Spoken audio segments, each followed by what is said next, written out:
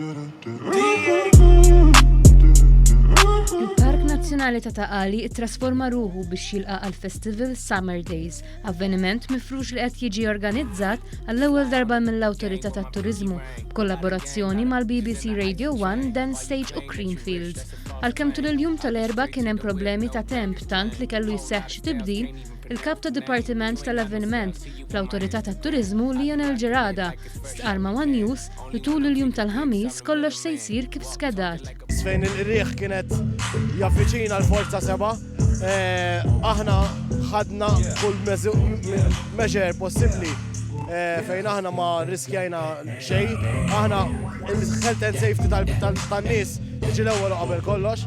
Il-Gvern għażel li jappoġġja l-festival għal darb'oħra wara s-suċċess tas-sena l-oħra. Għalhekk daħal dan l-avveniment fil-kalendarju annwali tas-sajf. Għal dan l-avveniment qed jattendu bosta nies l-aktar turisti.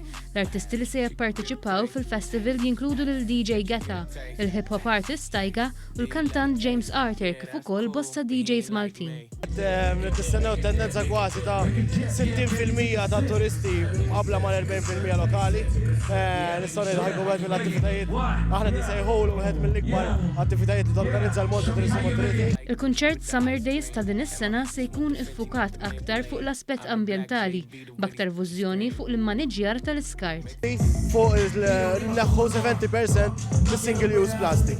Fejn aħna dis-sena ħajkun hawn it-tazzi li awtomatikament ħajnxtraw għal prezz ta' €2 u sabiħ tagħha wkoll huwa twofold għax ħannibżgħu għall-ambjent li huwa il-futur tagħna u kif ukoll ħanejnu l-karità fejn ħajfus kollha ħajmorru għal Marigold Foundation u l-Community Stress Fund.